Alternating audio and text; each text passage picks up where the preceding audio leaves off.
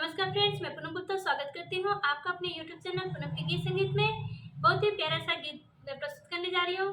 पसंद आएगा तो प्लीज लाइक सब्सक्राइब जरूर करिएगा और कमेंट में हमें जरूर बताइएगा कि आपको हमारा ये गीत कैसा लगा। हकरेला से